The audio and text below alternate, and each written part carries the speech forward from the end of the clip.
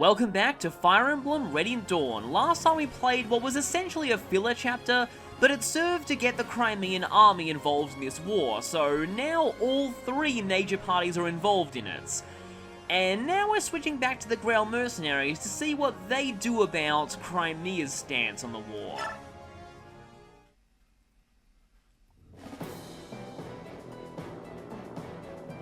After Alencia's meeting with Valtone, the Crimean Royal Knights returned to the capital of Melior, leaving the border villages between Crimea and Gallia completely undefended. The Benyan Central Army crosses the border once more, but Crimea makes no move to march against it. Valtone sees this inaction as a sign of Crimea's capitulation to Benyan's demands. The Benyan forces occupy the Crimean castles and forts on the border with Gallia and prepare to launch their attack. The Laguz alliance finally makes its way back to Gallia, but word of Benyan's approach allows them no time for rest. The news that Gallia's ally Crimea has allowed Benyan to travel through its lands comes as a great blow to the Laguz alliance.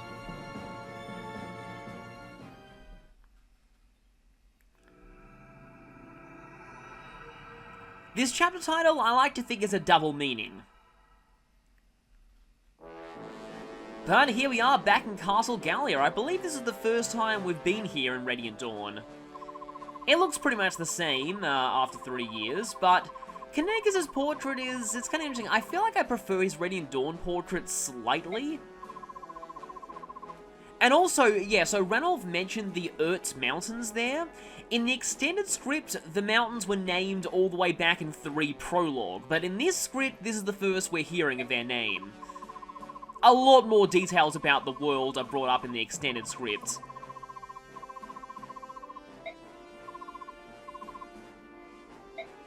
Yeah, so at this point, we're back in Gallia, and it looks like Gallia itself is about to be invaded. This is the very thing that we tried to prevent happening in Path of Radiance, but it looks like it's on the cusp of occurring now.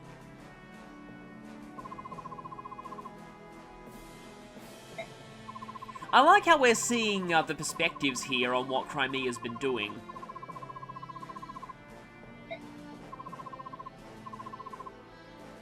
Of course, you have no idea what that means.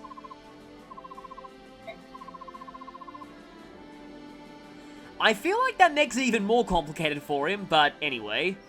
Also, Ike has a great line here.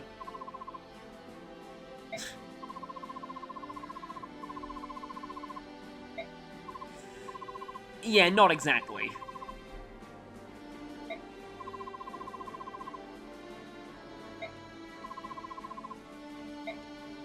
Finally, we actually get to see Squimir interacting with his uncle.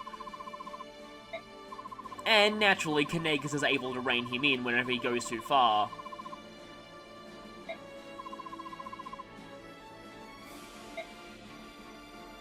That's pretty much what happens. Of course, Nyla has no idea who Alencia is, because she's been off in the desert for so long.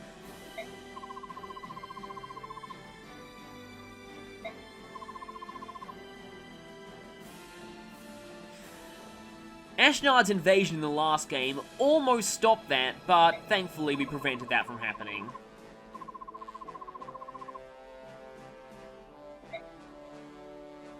And here's actually a nice scene, even though it isn't very long. This is the first time we get to see all 3 of the Heron siblings interact.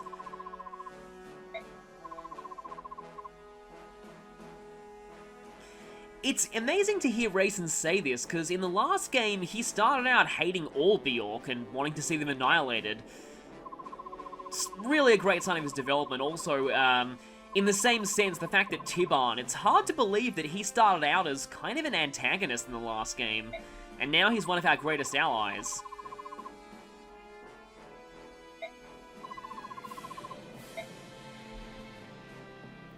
So, if we know we can trust Crimea, what are we going to do now?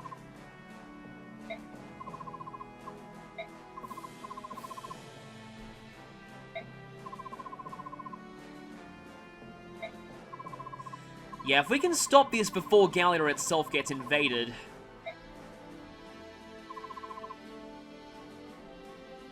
And yes, as was mentioned before, half of their force is in the mountains and the other half is directly above us, so that's good for us. We only have half an army to deal with if we hit one of them.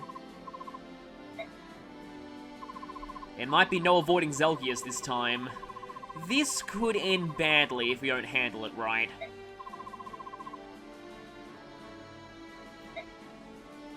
Well, of course, Ranulf is going with us.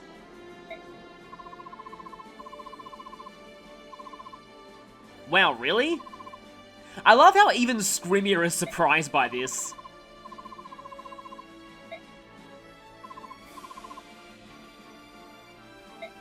I feel like Tibon and Kanagas go way back. In fact, Tibon probably knows Kanagas back when he was similar to Skrymir.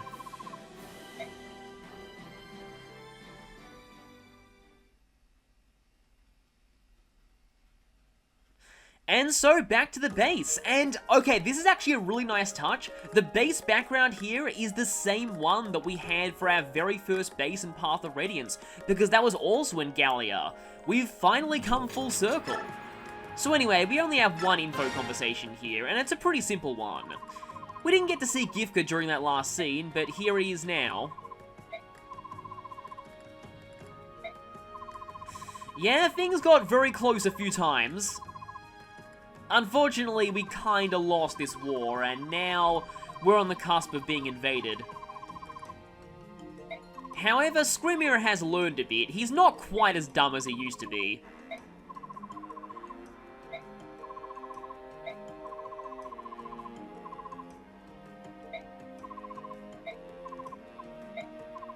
I explained how Satori signs work. And obviously, Skrymir can't take the Satori sign because he's not playable yet.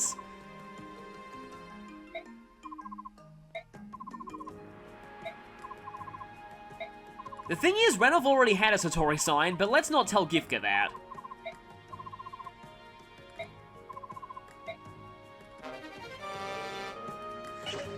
Satori signs, I find, are a little bit annoying because, like I may have said before, you can't sell these, and there are very few Lagoos who are worth using this on. If you can get Ranulf up to level 30, you can teach him the Rend skill via Satori sign, which does 5 times damage, which for Cat is not really all that much of an increase, but it's pretty okay, I guess. So in terms of items, in fact, let's go ahead and go to the shop, because something funny about this chapter? Bargains. Look at all this Olivigrass. I get that we're in Gallia, but was this really all Aimee could find? And another demon card. Well, they're selling concoctions now, which is kind of nice. But I don't think I'll be buying anything from her just yet. I might as well check what the armory's selling. I might need another steel blade for Mia soon. Let's just get one of those.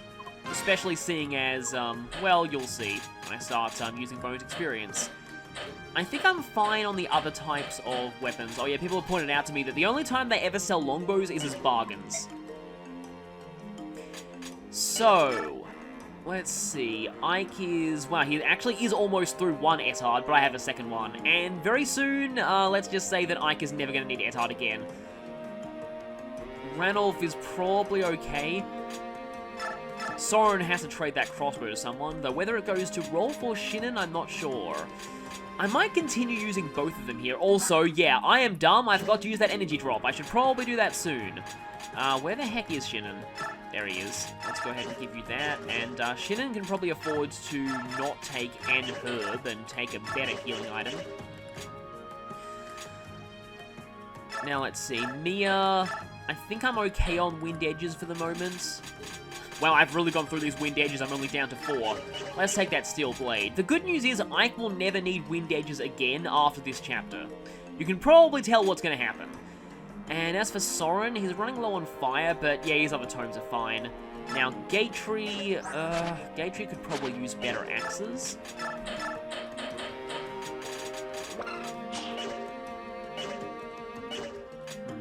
Don't really have that much in the way of particularly strong axes, though.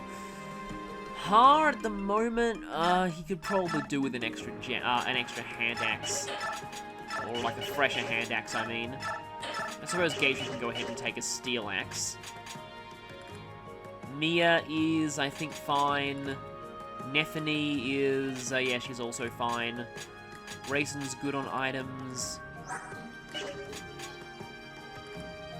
think Rolf actually needs more bows. And I'm going to go ahead and actually swap Silencer back to him. And now, as for who gets the energy drop... Yeah, I don't want to have to use this on Rolf, but really all it would be doing is putting his strength back up to the level it should be at this point. So I could use it on Ranulf, but I don't really plan on taking Ranulf to endgame. Everyone else is almost pretty much, well, in fact, almost everyone I have is cap strength, or at least close to cap strength, and Neffany is likely to cap strength eventually, as is Har. I really don't like having to use stat boosters to compensate for someone getting RNG screwed, but I kind of have to now. Because really the main thing Rolf is supposed to have over Shinnon is strength, so this is kind of putting things back to the way they should be. Speaking of the way they should be, I guess you can convoy Hal. I think I'm good for now. Okay, so manage. Award experience? I think I might as well cap Ike out at this point. Even though I have plenty of time to do that, might as well handle it now. And obviously, you could guess what 3 stats he'd gain. So this is currently where Ike will stay until the end of Part 3. In fact, these stats are going to be significant for something later on. As for everyone else, Soren is not capped stats, so he's not worth using bonus experience on. Yeah, before I do anything else, I think what I'm going to do is, I'm going to go ahead and promote Gatefree and Mia using bonus experience. Obviously, Mia first needs a level up, and no guesses what stats she'll be gaining. So, I guess, yeah, let's promote Gatefree first.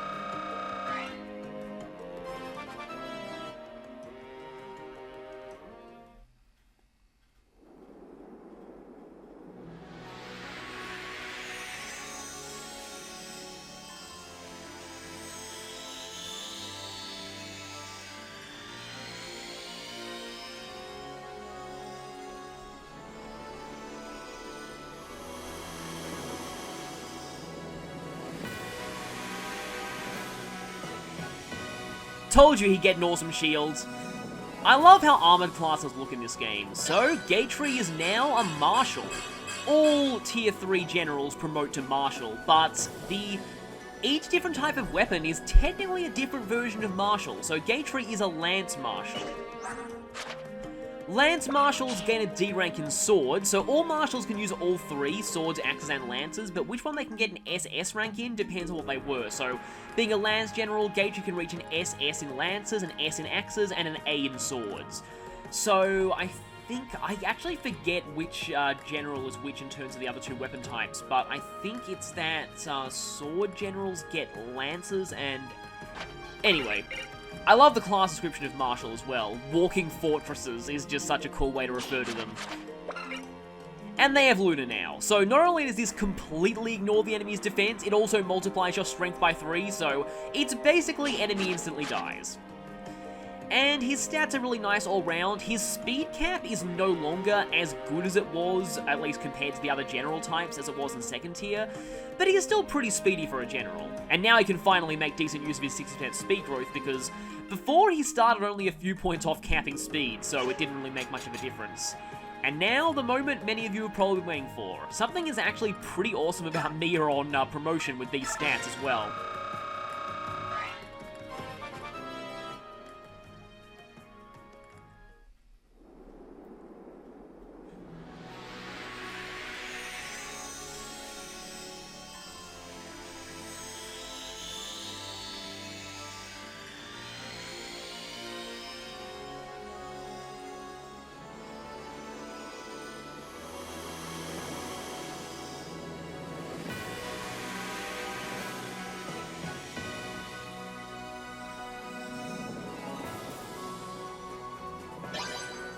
Mia is now a True Blade, and that comes with an awesome jacket.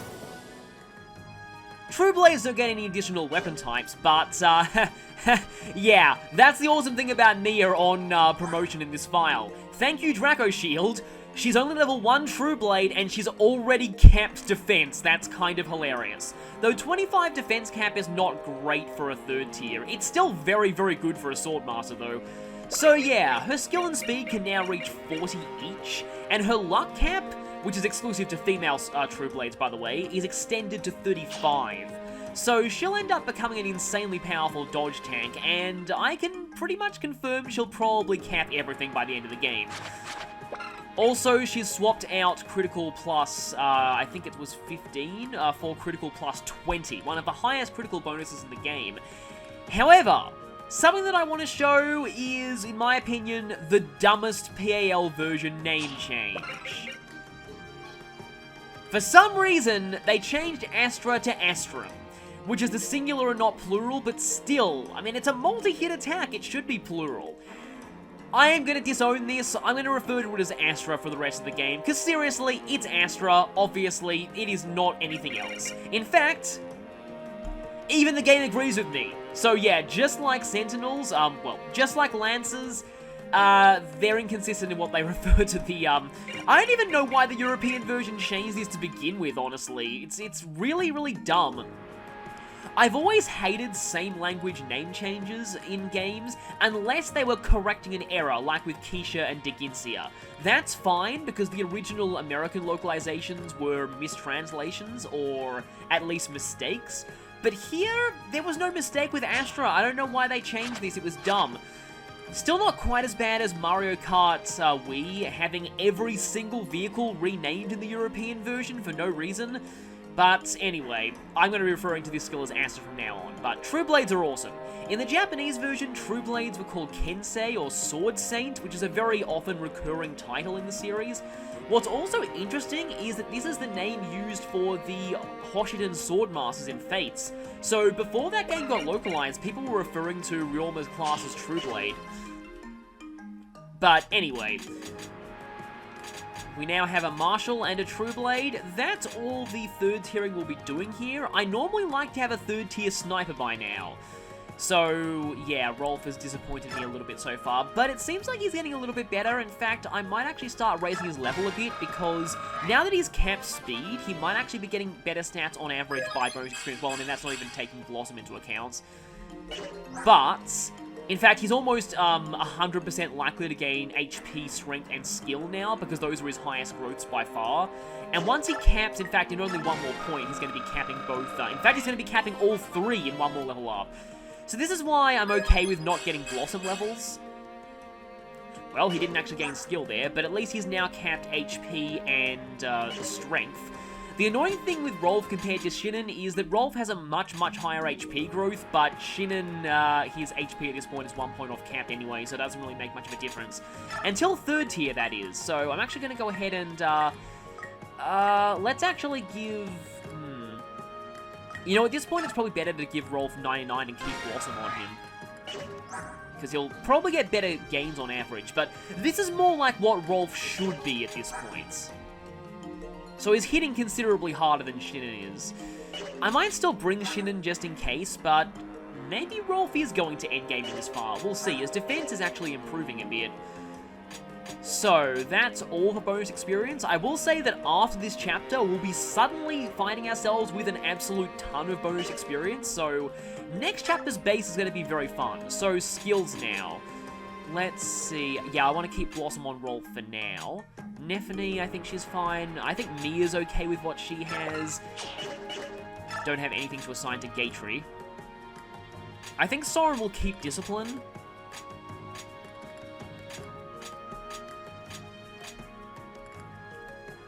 Rayson will keep Celerity, I think. You know, at this point I might as well remove Counter from Titania. I normally have Titania 3rd tier by now as well, but I ended up using some different characters like Mia this time. I could probably remove Heather's Pass now if I really wanted to. I might want to keep that for now at least. In fact, wait a minute, if I'm not really bringing her to this chapter, no point in having Shade on her. So let's swap that to... I don't really want to give Soren Shade, I actually kind of like him getting attacked, but Counter's probably better on Soren than anyone else because of his low defense. Now, who gets Shade? Mist already has it. Yeah, Raisin can't use Shade. It is Bjork only.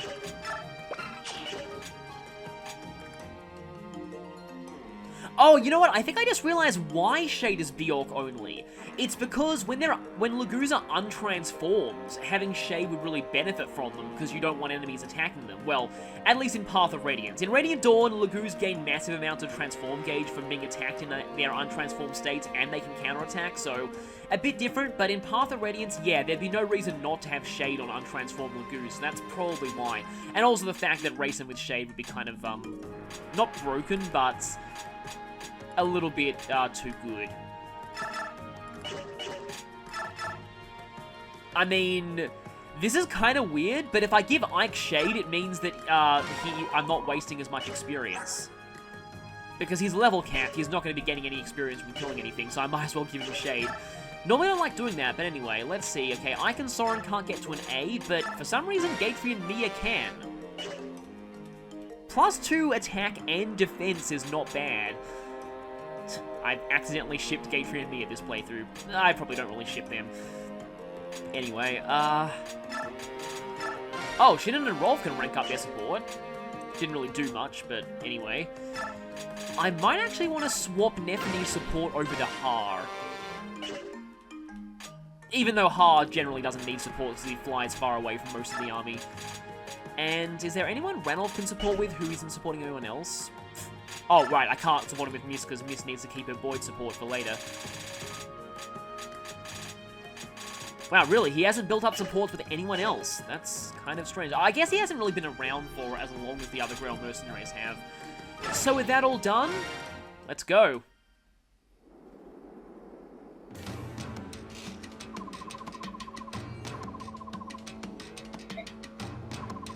So it's time for a battle. Don't know why the Hawks have bands covering their eyes though in their untransformed states. Yep, Zelgius and Leveil are here. This could be a slaughter. Also, I can seriously imagine both sides breaking out into savages right now. So, we have two sides of the war and a neutral party. If you look very closely, you can see Makalov's distinctive orange armor and Kirin's distinctive red armor there.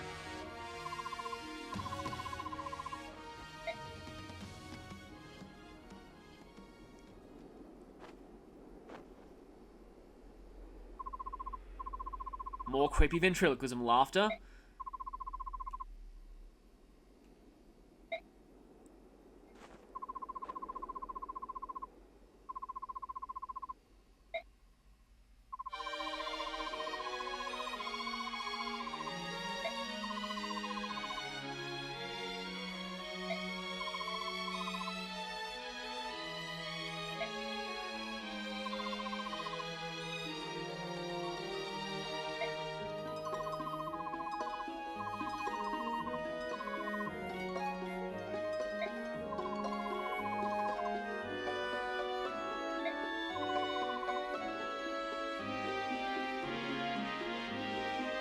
Well, congratulations, you just made yet another enemy.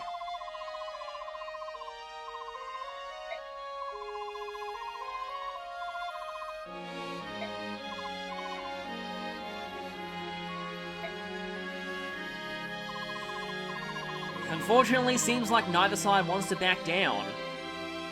So what's Alincia's decision?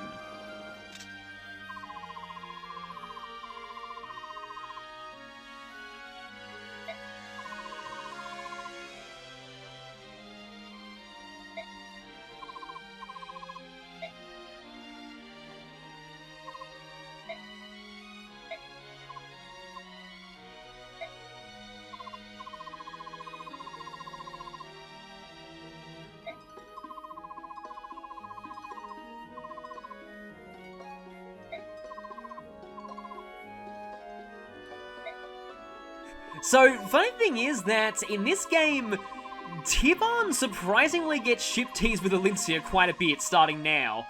It's kind of weird, but it is a thing in this game. And wow, it takes some serious persuasion to make Screamia back down from a fight.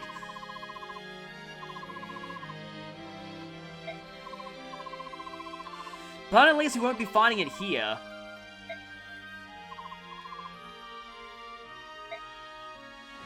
Once again, Tiban is kind of being ship teased with Lincia right now.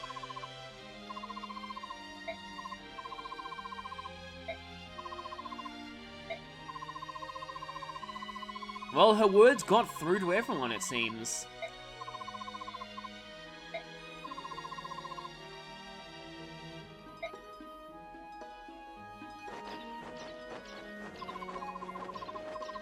Wait a minute. Not all of them ran away. I can see where this is going.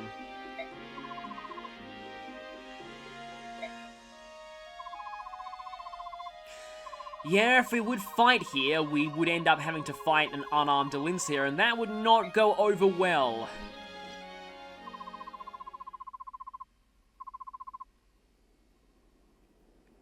I like how the original members of the Grail Mercenaries are considering talking to Elincia here. A nice callback to the last game, and in fact, there's going to be another great callback soon. And there's going to be even less time for small talk, because, of course, this guy is going to be an idiot and try and kill Elincia anyway. I think I said this in a comment, but Valtome makes the other senators look competent, and that's really saying something.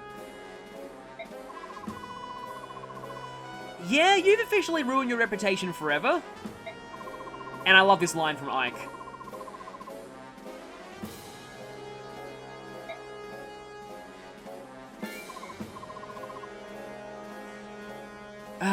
So, Joffrey right now, about protecting Her Majesty.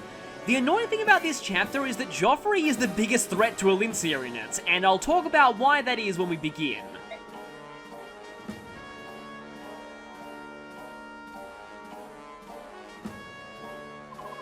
Unfortunately, we do not get the pleasure of destroying this guy now. He's gonna let one of his underlings handle this fight.